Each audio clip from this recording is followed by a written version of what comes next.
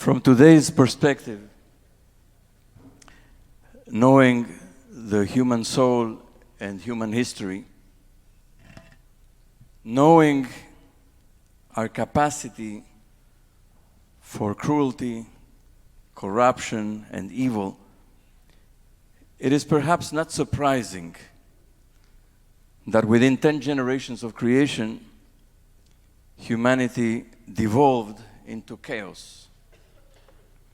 Within one weekly Torah portion, Parashat Bereshit, we see the emergence of creation, its generation, and the beginning of its evolution with all its potential and promise. And at the end of the parasha, we read about its total devolution and degeneration. ותשחט הארץ לפני האלוהים ותמלא הארץ חמס. The earth was corrupt before God, and the earth was filled with Hamas. Hamas is variously translated as wrongdoing, corruption, robbery, violence, murder, lawlessness. It's not clear what Hamas exactly is, but it is very clear that humanity had sunk into total chaos. God said, I will blot out from the earth humankind whom I created. Humans, together with beasts, creeping things, and birds of the sky, for I regret that I made them. God is overwhelmed with disappointment and anger and chooses total destruction. It is frightening to see God confronting the stark reality of his broken creation and unleashing his fury, extreme judgment and fury, and deciding to reverse creation, to blot out every living thing. And then the Torah tells us, ונוח מצא חן בעיני אדוני. Noach found favor with God. For some reason, Noach finds favor in God's eyes. And God decides to save Noach and his family and one pair of each species.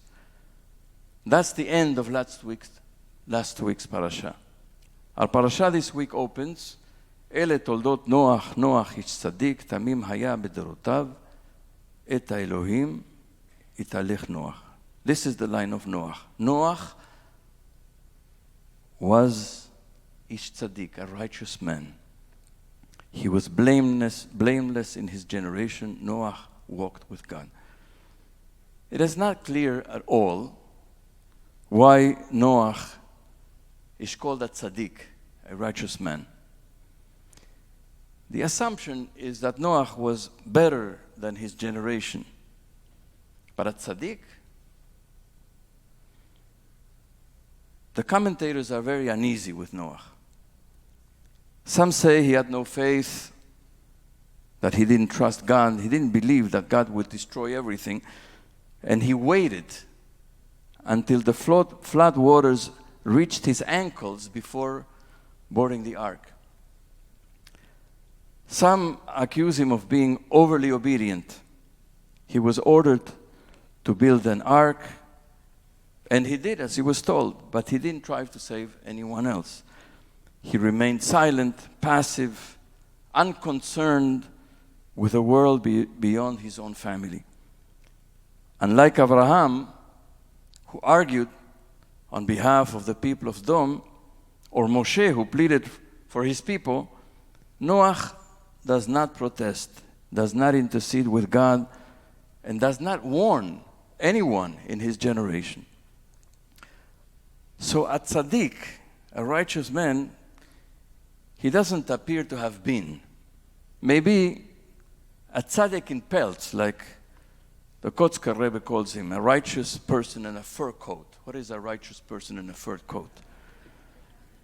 When it is winter and it's freezing cold, there are two things one can do.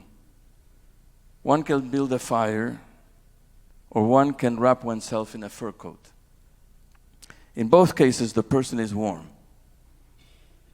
But when one builds a fire, all who gather around will also be warmed. With a fur coat, the only one who is warmed is the one who wears the coat. Noah seems to have been a tzaddik in pelts. So why was he chosen? The Talmud explains that the sentence of Noah was also decided. He was also going to die with his entire generation, but he was spared through the kindness of God, due to the fact that he found favor in God's eyes. Noah, according to this, was not saved through merit, but through grace. Noah's survival is not a reward for any greatness or heroism. It is a testimony to God's compassion, a reminder that divine mercy is at work even in the midst of judgment. The Zohar finds no grace and no kindness for Noah and is not forgiving. This is what the Zohar says. When God said to Noah, the end of all flesh has come before me, Noah replied, and what will you do to me? God says, I will establish my covenant with you. Make yourself an ark of gopher wood. Noah did not pray for the world, and the waters came down and destroyed the world. As we will hear in the Haftarah, Isaiah refers to the flood as Mei Noach, the waters of Noah. The Zohar says it's called the waters of Noah because he is responsible. He could have stopped the flood and chose not to. The Zohar expands by taking us to a scene immediately after the flood. What did the Master of the universe respond to Noah when he came out of the ark and saw the destroyed world and began to cry before God, saying, Master of the universe, you are called merciful. You were supposed to have mercy upon your creations. The Master of the universe responded to him saying, foolish shepherd, now you say this to me? Why did you not say this to me at the time when I said to you, you are a righteous man before me, Noah is tzaddik? From the moment you heard that you would be saved, it never occurred to you to ask for mercy for the inhabitants of the world. And now that the world is lost, you open your mouth to plead for mercy? Noah is called an ish tzaddik, a righteous person, in the opening verse of the parasha, not as a description of who he was or the moral status he had attained, but as a potential, an invitation from God to rise, to act, to advocate, to plead for compassion for his generation. Noah had been called, but the call was not merely to obedience. It was to moral responsibility. And he failed. But then, inside the ark, something remarkable and transformative happened. Midrash Tanchuma says that for 12 months in the ark, Noah did not taste sleep. Neither he nor his children, for they were occupied feeding the animals and birds, each according to its kind. Some ate by day, some by night. Even branches were brought for the elephant and glass beads for the ostriches. Some of the animals had to be fed at the second hour of the night and others at the third hour of the night. Like it says in the Tefillah, Ineh lo yanum velo yishan. He did not sleep for one moment for all those months. The Orat Safun is a compilation of teachings of Rabbi Nosson Tzvi Finkel, who was a 19th century leader of the Lithuanian Orthodox Jewry and founder of the famous Slabotka Yeshiva. This is what the Or Safun says. Through feeding the animals and sustaining the animals for 12 months, Noach transformed the divine attribute of justice, Midat Hadin, into the attribute of mercy, Midat HaRachamim. Measure for measure, Noach had compassion for the creatures of the Holy One, and in return, the Holy One had compassion for him. The task that fell upon Noach in the ark was beyond human capacity. He found himself in a situation where day and night he was occupied with providing for all living things, without giving sleep to his eyes. Into the ark came animals and creatures of every kind in the world, their number surely reaching into the thousands. And Noach tended to each and every one individually according to its own temperament and nature. For the nature of one was not like the nature of the other. Some ate by day, some by night. Some required this kind of food, and others another kind. It was Noach's responsibility to provide to each species its proper food at its proper time. Moreover, he suffered greatly whenever he did not know what to feed a certain species, and he would seek advice and find means to discover its food and provide it. Such devoted care for the animals and all living beings is beyond imagination, he says. Poteach et yadecha. Like God, you give them food in its time. You open your hand and satisfy the desire of every living being.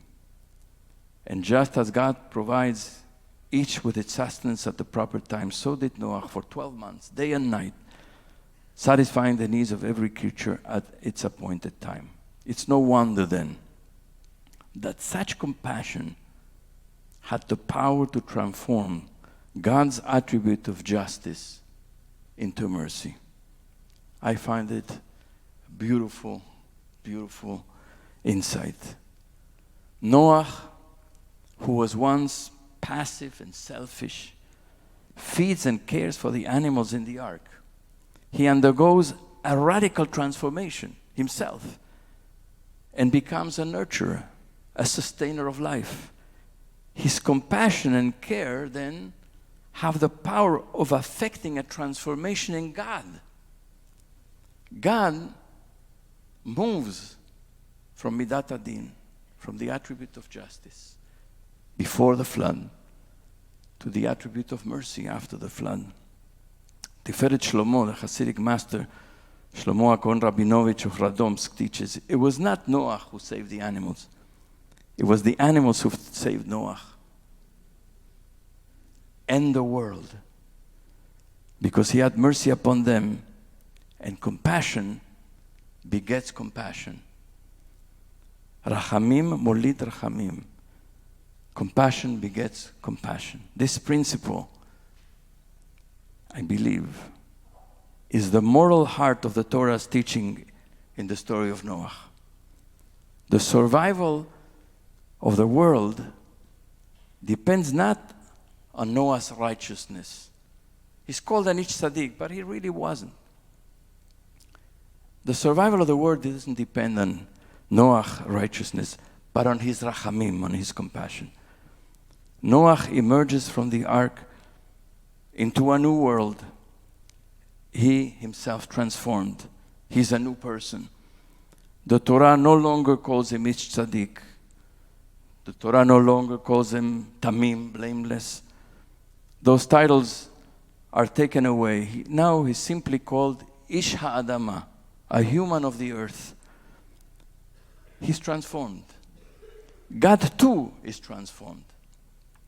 God says, never again will I curse the ground because of humankind. I will maintain my covenant with you. Never again shall all flesh be cut off by the waters of a flood. And never again shall there be a flood to destroy the earth. God sheds his devastating anger and violence. He regrets his overwhelmingly destructive reaction to his frustration and disgust, and promises never again. Compassion, not righteousness, is the transformative force in this story and in the story of humankind. And today, we're living through another flood, not of water, but of fury, fear, and division. Anger, hatred, hostility, and violence surge like torrents throughout our country, our streets, our communities. Even within our own Jewish community, we see this flood. The turmoil surrounding the New York City mayoral election has unleashed fear and fury.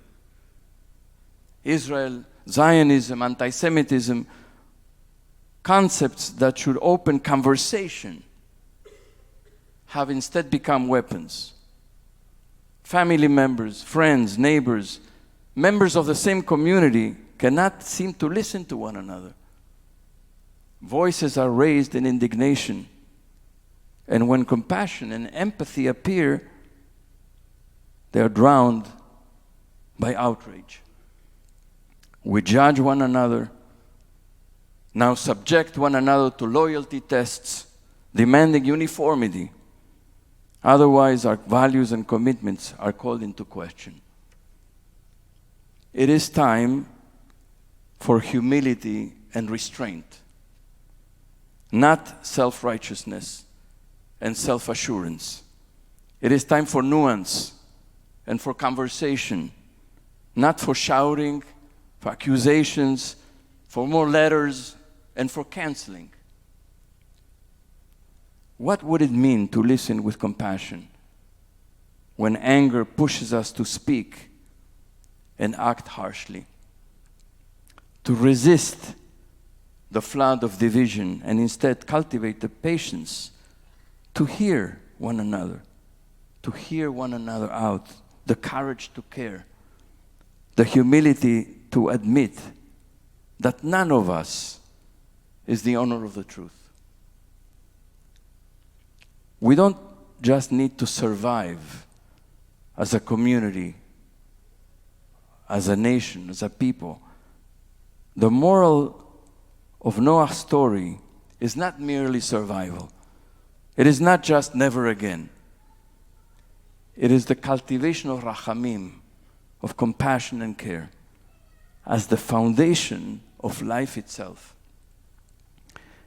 So I pray we all learn this lesson. May we choose dialogue over fury, empathy over fear, and compassion over self-righteousness. Shabbat Shalom.